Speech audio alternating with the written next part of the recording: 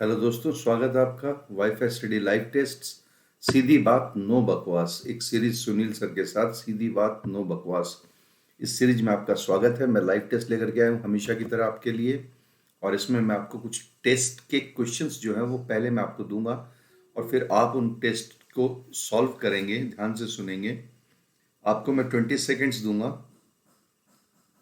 ये मेरी 15वीं सीरीज है। 15वीं सीरीज में मिला करके आप देख लो, 20 सेकेंड में अगर आपको देता हूँ। 15वीं सीरीज है। 15 × 15 165 क्वेश्चन हमने अब तक कर लिए। मान लो 165 क्वेश्चन में अगर 4 ऑप्शन हैं तो हमारे कितने हो गए? आपको पता भी है कितने क्वेश्चन तैयार हो गए? हमारे ये तैयार हो गए 330 के करीब, 330 के करीब क्वेश्चंस का हमारा एक जो है स्टॉक जो है वो तैयार हो गया। आज का टेस्ट आपको बता दूं, कॉकटेल है। कॉकटेल का मतलब है इसमें सब कुछ मिक्स है। 4-5 अलग अलग वैरायटी के टेस्ट आपको देंगे। 15 क्वेश्चन में आपको वैसे भी पता है बहुत सी चीजें लानी मुश्किल होती है एक साथ। सुनील सर अनअकैडमी पे हैं, आपके अपने सुनील सर अनअकैडमी पे। बहुत शानदार तैयारी करवाऊंगा। सुनील रोलानिया के नाम से आप सर्च कर लेना, ठीक है। सीधी बात नो बकवास पढ़ाऊंगा। ज़्यादा बकवास कम होता है मेरे एक लेक्चर में, आपको ये मैं बता दूं। इधर उधर की बातें नहीं करता, मैं सीधा पढ़ाता हूँ और कट टू कट पढ़ाता हूँ। पिछले 30 साल से पढ़ा रहा हूँ। इंग्लिश स्पेशल में 72 रूल्स मैं आपको अनअकैडमी पे पढ़ाऊंगा। और उसमें 72 रूल में मैं आपको कंप्लीट इंग्लिश ग्रामर जो है, कंप्लीट ग्रामर आपको उसमें मैं आपको exercise wise rule wise solve करवाऊंगा। तो आप थोड़ा सा इस पे ध्यान देंगे। हमारा इंडिया का जो डिफेंस का बैच शुरू हो रहा है 4 मई से, सर्किल कर देता हूँ, आपको ध्यान रहे।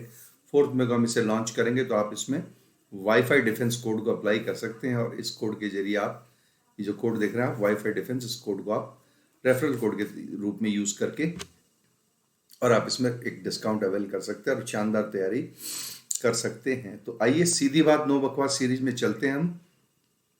बता दूं, पहले मैं आपको 15 क्वेश्चन दूंगा और आप उसको सॉल्व करेंगे। आपके लिए नील 10 मेरा कोड है। अगर किसी को परचेज करना हो, कोर्स परचेज करना हो, तो प्लीज प्लीज प्लीज ये नील 10 कोड लगाएंगे और कोर्स को परचेज करेंगे। Thank you very much. Idioms and phrases, पहला आपका टाइम शुरू होता है अब।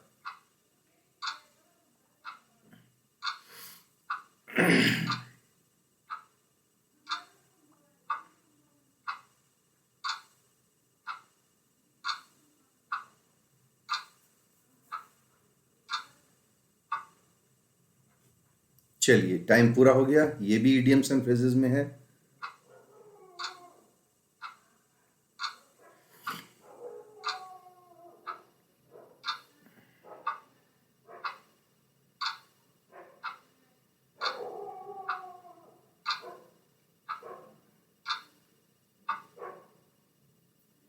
चलिए, वेरी गुड। नेक्स्ट क्वेश्चन आपका, ये भी आपका इडियम एंड फ्रेजेस में है। फ्रेज को लगाएंगे आप, इसका मतलब क्या होता है? कोई चीज इन द एयर है, इसका मतलब क्या होता है? इसका एक्चुअल अर्थ क्या होता है इन द एयर का?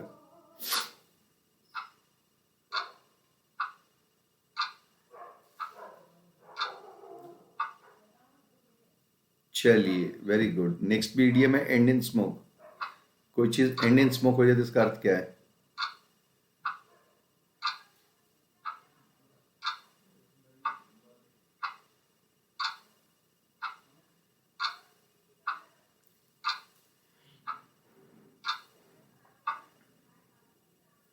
चलिए, एक और इडियम आपके सामने। अब सिनोनिम करने हैं आपको, सिनोनिम कीजिए आप। हमड्रम का मतलब क्या होता है?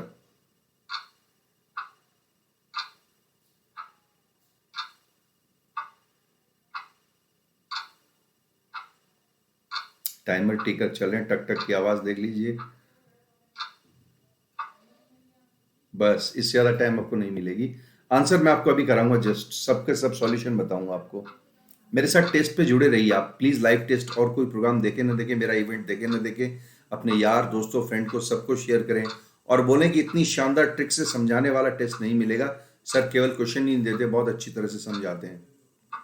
तो आप सबको पॉपुलर बनाइए इस टेस्ट को। सबको लाइक शेयर सब्सक्राइब कीजिए। इनको ना दो यार दोस्तों में, भाई में। पोरस, सिनोनिम बताना आपको। पोरस का सिनोनिम क्या होता है? कोई चीज पोरस होती है, उसका सिनोनिम क्या होता है? अर्थ भी बताऊंगा आपको, समझाऊंगा।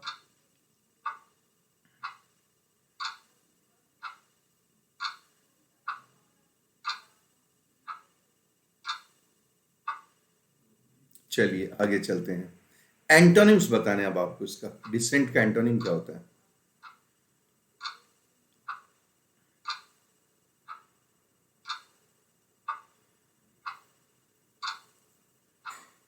करिए फटाफट। Very good. 10 नंबर ले आइए आप तो 15 में से, आपको हीरो बना दूंगा। ये भी एंटोनिम है, एक्सिलरेशन। एंटोनिम एंटोनिम बताना, एक्सिलरेशन का अपोजिट क्या होगा।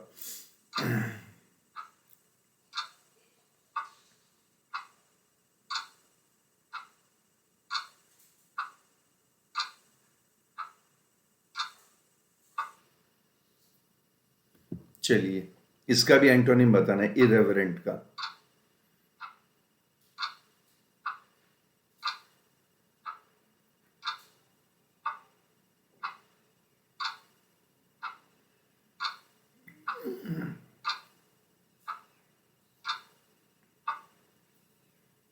चलिए इसमें आपको एरर फाइंडिंग करनी है, ठीक है। एरर क्या है वो निकालिए आप। ABCD 4 में से एरर निकालिए। अगर एरर नहीं लगती तो आप बी नो एरर भी बता सकते हैं।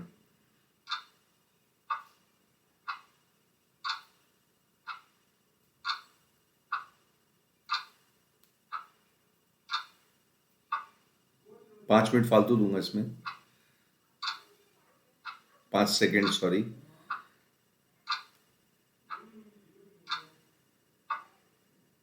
जाने दीजिए, इसमें भी एरर फाइंड आउट करनी है।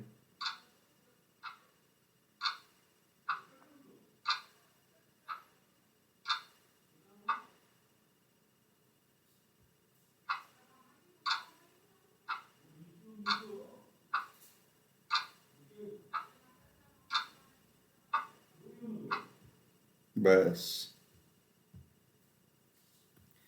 ये हो गया आपका 12वां। अब इसमें सेंटेंस इंप्रूवमेंट करना है। देखिए जो अंडरलाइन पार्ट है उसको इंप्रूव कीजिए आप। ये जो अंडरलाइन पार्ट दिया हुआ आपको मैं बता देता हूं, अगर आपको दिक्कत आती है तो। ये आर इंटेंडेड, ये जो अंडरलाइन पार्ट है, इस अंडरलाइन पार्ट में आंसर क्या होगा, इसको आप इसको इंप्रूव करना है, इस हिस्से को।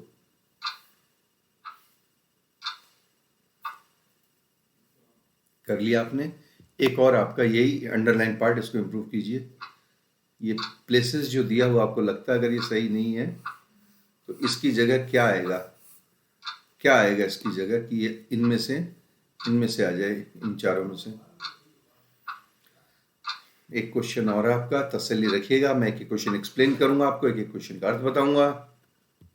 ये लास्ट पार्ट है, इसमें भी आपको अंडर इंप्रूव करना है। क्या इंप्रूव करना है वो भी देख लीजिए आप। डिनाइड सही है क्या, अगर नहीं है तो इसकी जगह क्या आएगा, क्या आएगा इसकी जगह।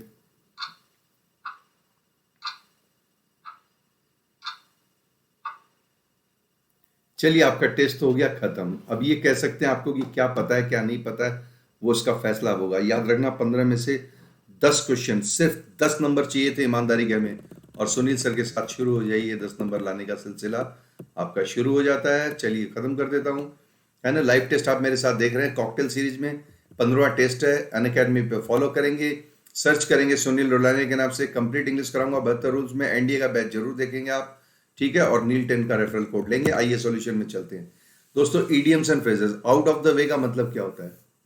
आउट ऑफ द वे का मतलब होता है जो चीज कॉमन नहीं है ना, जो आम नहीं, जो आम नहीं है, जो चीज आम नहीं है वो आउट ऑफ द वे है। इसका मतलब आम नहीं है, इसका मतलब कॉमन नहीं, ठीक है।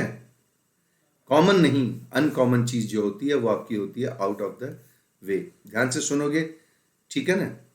मैंने आउट ऑफ द वे जाके उसकी हेल्प की, जैसा कि लोग आमतौर पर करते नहीं है। तो आमतौर पर जो कहते हैं वो चीज तो कॉमन होती है, और आउट ऑफ द वे जो आमतौर पर नहीं होती है। तो ऐसे में मैंने तुम्हारी आउट ऑफ द वे जाकर के हेल्प की, आउट ऑफ द वे जाके हेल्प की, इसका मतलब कोई कॉमन हेल्प नहीं की मैंने, बहुत खतरनाक हेल्प थी। नेक्स्ट में अप टू द मार्क, ठीक है। सुनील सर का पढ़ाने का style up to the mark है। सुनील सर का पढ़ाने का स्टाइल बहुत अप टू द मार्क है। बच्चों को सब समझ में आता है, बच्चे बहुत सेटिस्फाइड हैं। जो चीज अप टू द मार्क होती है वो क्वाइट सेटिस्फैक्ट्री होती है। सही जवाब आपका B, up to the mark मतलब क्वाइट सेटिस्फैक्ट्री, जो तसल्लीजनक हो, है ना, संतोषजनक हो। Next, in the air. कोई चीज इन द एयर होती है, इसका मतलब वो चीज इन द एयर है, मतलब वो चीज प्रचलन में है, प्रचलन में, फैशन में, प्रचलन में, फैशन में, या चलन में। कोई चीज क्या है, चलन में आजकल, है ना, चलन में। तो इंग्लिश में जो है इडियम्स एंड फ्रेजेस में शॉर्ट ट्रिक पढ़ाने का तरीका आजकल बहुत प्रेवलेंट है। इंग्लिश में इडियम्स एंड फ्रेजेस को शॉर्ट ट्रिक से पढ़ाने का तरीका आजकल बहुत प्रेवलेंट में है। दूसरे शब्दों में, इंग्लिश में इडियम्स में आजकल शॉर्टकट बहुत ही इन द एयर है, शॉर्टकट बहुत ही इन द एयर है। इसका मतलब शॉर्टकट आजकल बहुत ही फैशन में है, और फैशन में का मतलब चीजें प्रचलन में है। सही जवाब आपका दोस्तों A. End in smoke. End in smoke का मतलब व्यर्थ हो जाना, व्यर्थ, धुएं में उड़ जाना। धुएं में उड़ जाना मतलब व्यर्थ, व्यर्थ हो जाना।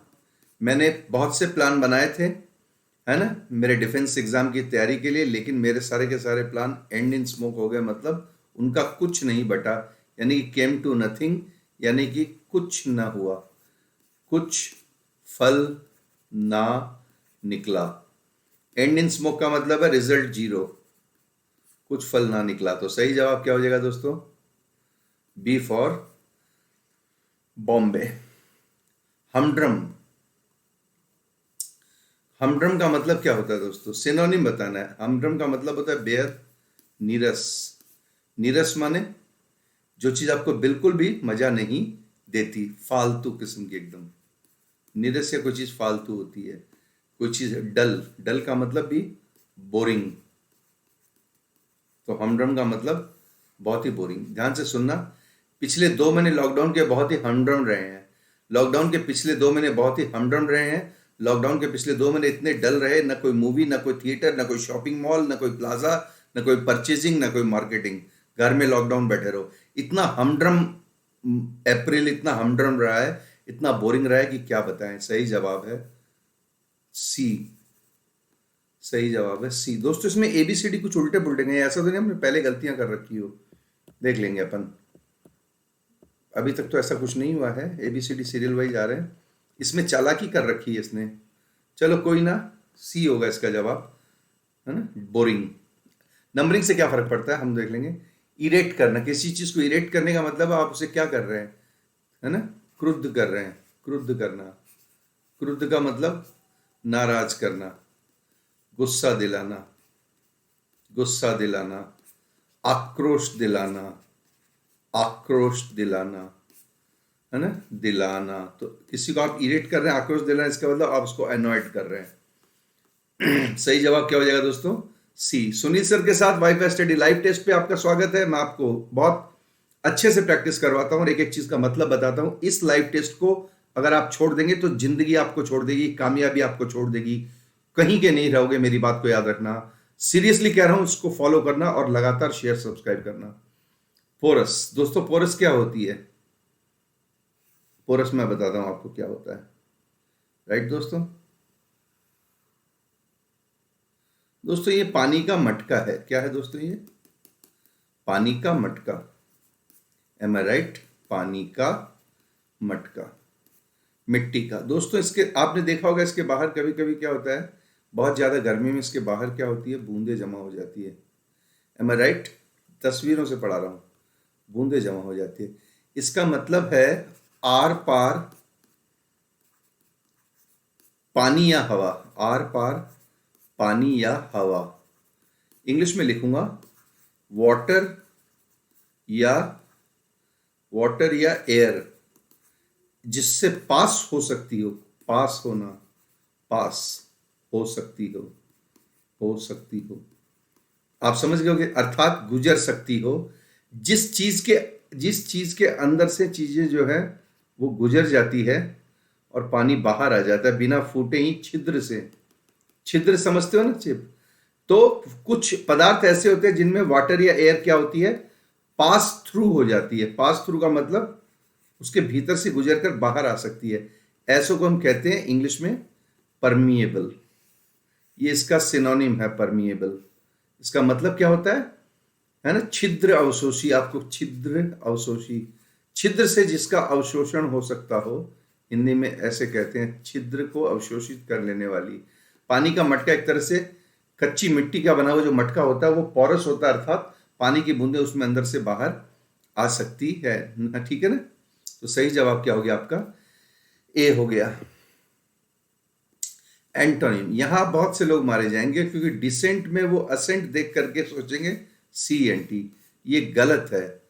असेंट किसका सिनोनिम है, असेंट तो चढ़ाई का है, ये डिसेंट का मतलब शानदार या सुंदर, शानदार या सुंदर, और इसका विलोम क्या होगा, भद्दा या भद्दा या गंदा, भद्दा या गंदा। ठीक है, शानदार सुंदर का विलोम भद्दा या गंदा। तो सही जवाब है डिसेंट का क्लमजी। दोस्तों एक और चीज सिखाता हूं आपको यहाँ पे, ये किसका है, ध्यान से सुनोगे तो अपने टीचर से बहुत कुछ सीखोगे।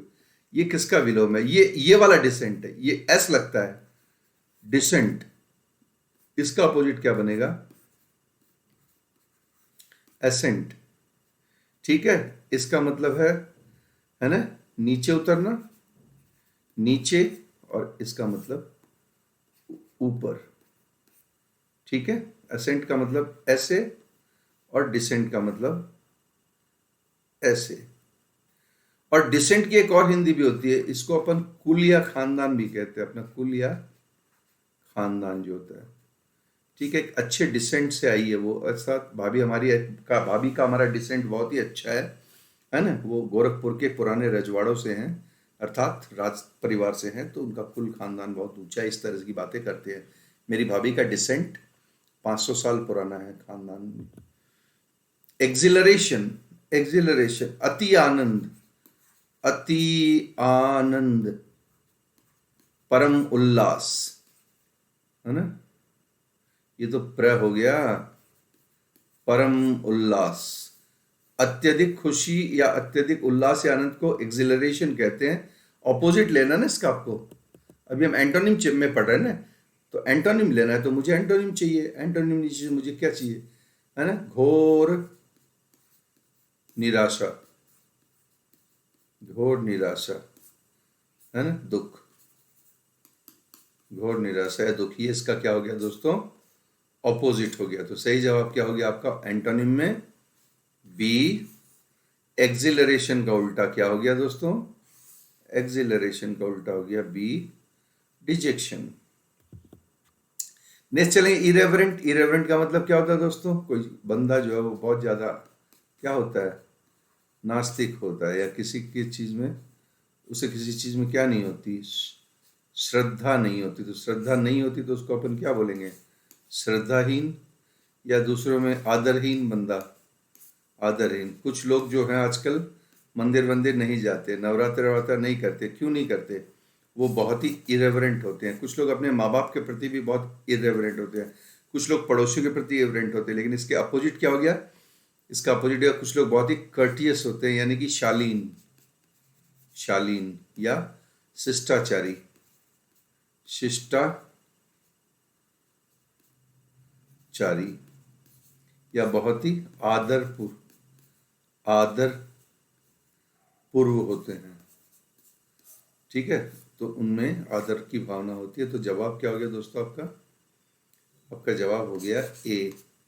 मैग्निफिशेंट, याद रखें मैग्निफिशेंट शानदार को कहते हैं, सेंटली कहते हैं सज्जन और साधुवाद को। कंक्यूबाइन का अर्थ आपको बताना नहीं चाहते, बहुत ही गंदा शब्द है। ये ऐसी स्त्रियों के लिए होता है जो किसी की ब्याहता पत्नी नहीं होती है लेकिन फिर भी उसके साथ रहती है। इसे हिंदी में कहते हैं रखेल।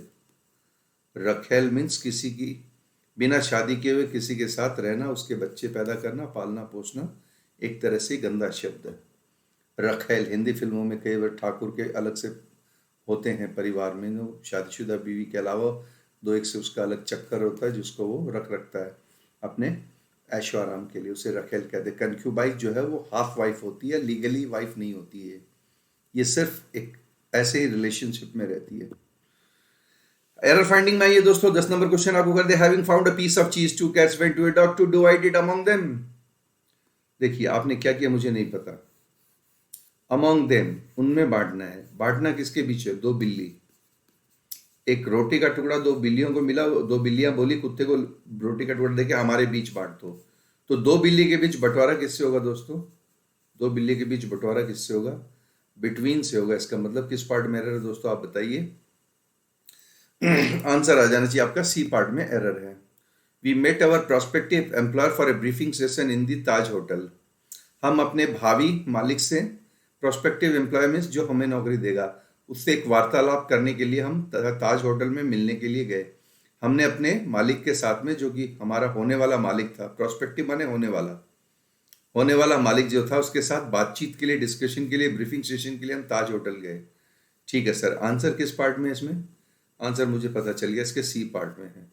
दोस्तों याद रखें, जब भी प्रॉपर नाउन होगा होटल के साथ में, ताज वर्ल्ड हो या रीजेंसी किंगडम हो या ओबेराय हो, चाहे ग्रैंड हो, चाहे मोरिया शेरेटन हो, ठीक है कि नहीं, और चाहे कोई नहीं जेपी ग्रुप की होटल हो और चाहे रिलायंस ग्रुप की होटल हो, होटल शब्द का साथ, जब होटल के साथ होटल शब्द का जब नाम आ जाता है ना, तो उस नाम आ जाता है तो दोस्तों उसके साथ में द का प्रयोग नहीं होता है। ठीक है ना, ये नियम है। होटल शब्द जिस होटल के नाम में आ जाए, उसमें होटल का नाम भी हो, उससे पहले द का प्रयोग कभी नहीं कर सकते। इंग्लिश मीडियम वालों, तुम्हें समझना है इंग्लिश में कैसे बोल सकता हूं मैं थ्रू आउट इंग्लिश मीडियम में पढ़ा हूं। Whenever the noun in the reference is a proper noun with the word attached hotel within it, the same noun cannot be given the definite article. It is because the word hotel is already included in that, so you are not supposed to use the article before any hotel beginning with the name of the hotel itself. Thank you very much. Sentence, अब आपको ये सब नहीं करने, error finding error finding, underline part को improve करना है। Are the learners are intended. Intended का मतलब क्या होता है? इच्छा रखना, इच्छा रखना। तो विद्यार्थियों की इच्छा रखी जाती है कि वो घर पर सोर्स को पढ़ें, इच्छा नहीं। विद्यार्थियों को तो हम क्या होते हैं, आर सजेस्टेड, को ये सलाह दी जाती है, विद्यार्थियों को ये सलाह दी जाती है कि वो घर पर पढ़ें, है ना, अच्छी तरह से। तो स्टूडेंट को हमेशा हम सजेस्ट करते हैं। अब आप बोलोगे सर इसमें स्टूडेंट कैसे है, कहाँ है? तो मैं आपसे कहूंगा ये रहा लर्नर्स। लर्नर्स कौन होते हैं बताइए? Learners is equal to students. तो जवाब क्या हो गया? ऑटोमेटिकली भी हो गया। Migrant workers can be seen working on many of the building places in New Delhi. Building places माने बन रहे स्थान, बन रहे नहीं, निर्माणाधीन, निर्माणाधीन होते हैं तो प्लेस नहीं होते, वो इंग्लिश में होते हैं निर्माणाधीन होते हैं, तो अभी तक बने नहीं है तो वो क्या कहलाएंगे? परिसर। तो इसकी हिंदी बता देता हूं आपको। अप्रवासी मजदूरों को देखा जा सकता है काम करते हुए भारत के बहुत से निर्माणाधीन परिसर में नई दिल्ली में। तो निर्माणाधीन परिसर की इंग्लिश क्या होती है? प्लेस नहीं होती है दोस्तों, उसकी इंग्लिश होती है साइट्स। यहाँ क्या आएगा? बिल्डिंग प्लेसेस नहीं आएगा। मैं इसको दूसरे पेन से ठीक करते हुए, ताकि साफ साफ दिखाई दे आपको, यहाँ आपको इसको एग्जैक्टली किसमें चेंज कर देना चाहिए? आपको चेंज कर देना चाहिए इसको बिल्डिंग प्लेसेस की जगह बिल्डिंग साइट्स। बिल्डिंग की हमेशा जब बन रही होती है ना, तो जब बन रही होती है तो बिल्डिंग की, जब तक बन रही होती है तब तक बिल्डिंग की क्या होती है? साइट होती है। पीछे भी ब्लैक कर देता हूँ आपके, है ना। इंटेंडेंट नहीं आएगा यहाँ पे, इसकी जगह आएगा the students are suggested to, क्योंकि स्टूडेंट को हमेशा सजेस्टेड किया जाता है। और ऐसा इसलिए क्योंकि लर्नर्स का सिनोनिम क्या है? लर्नर का सिनोनिम है स्टूडेंट्स। तो जवाब क्या हो जाएगा आपका? जवाब हो जाएगा आपका बी। एक क्वेश्चन और है, ये एक क्वेश्चन और करवा देता हूँ आपको। ये हो गया आपका, इसमें सही जवाब मैंने नहीं दिया, सही जवाब इसका हो जाएगा ए, साइट्स कर दोगे आप। और last question, the host offered me T but I denied. मेरे मेजबान ने मुझे होस्ट ने चाय दी लेकिन मैंने इनकार कर दिया। डिनाई किसी चीज का पता होता है, पता है, पता हो या ना पता हो, ना पता हो। जो चीज आपको जानकारी में हो या जानकारी में नहीं हो, आप उसके लिए मना करते हो। एम आई राइट? तो डिनाइड तो होगा ही नहीं। अब आपको कोई ऑफर का मतलब प्रस्ताव देते हैं, तो प्रस्ताव को आप क्या करते हो? ठुकरा देते हो। प्रस्ताव को ठुकराना। ठुकराना क्रिया की इंग्लिश क्या है? ठुकराना क्रिया की इंग्लिश है डिक्लाइंड। एक्सेप्टेड, अगर आप एक्सेप्टेड होते और मैंने चाय पी ली, तब बट नहीं आता, तब यहाँ क्या था, एंड आई एक्सेप्टेड, लेकिन यहाँ तो ये था नहीं, और एंड आई सेड नो, तो डायरेक्ट इनडायरेक्ट स्पीच में तो ये हो नहीं सकता और ले नहीं सकते, तो आपको इनकार करना है, तो इनकार करना है तो आप किससे इनकार करोगे, सी से इनकार करोगे, है ना, सी से इनकार करोगे। तो सीधी बात, नो बकवास, ये सीरीज थी सुनील सर के साथ, कोई बकवास नहीं, कुछ नहीं, सीधी पढ़ाई और सीधा लाइव टेस्ट। लाइव टेस्ट पे आप मेरे साथ जुड़े थे, why first live test 1 lakh subscriber आपको करने हैं अगले 1 महीने तक, यानी कि मई 31 तक आपके 1 लाख सब्सक्राइबर कर दोगे, जिंदगी बना दूंगा आपकी, कसम से वादा है मेरा। और यही चीज डिफेंस एग्जाम्स में भी लागू होगी आपको, 31 मई तक 1 लाख सब्सक्राइबर आपको करके देने हैं, लाइक शेयर करना है, सबको शेयर करना है। आप डिफेंस एग्जाम पे सुनील सर के साथ एक से क्वेश्चन लर्न करेंगे, ये मेरा आपसे वादा है। लिंक आपको डिस्क्रिप्शन में मिल जाएगी इनकी, और साथ ही साथ आप CBSE का पैटर्न जो है, ये 9 to 12 की हमारी जो क्लासरूम सेशन चलते हैं 9 से 12 का, है ना, इसको आप वॉच कर सकते हैं, और इसका सब्सक्रिप्शन प्लान लेकर के आप अपने छोटे भाई बहनों को 9, 10, 11, 12 में स्मार्ट बना सकते हैं। Thank you very much, so nice of you, कहना चाहूंगा thank you very much, so nice of you. आपका बहुत बहुत शुक्रिया, आप मेरे साथ जुड़े रहे। सीधी बात, नो बकवास सीरीज सुनील सर के साथ, कोई बकवास नहीं, केवल सॉल्यूशन और टेस्ट के बाद में एक एक क्वेश्चन को बारीकी से पढ़ाना, इस अंदाज का। कमेंट लिख करके स्वागत करें, कोई कमी हो बताएं। थैंक यू वेरी मच, अगली मुलाकात फिर 5:30 बजे होगी आपसे कल। So nice of you, thank you.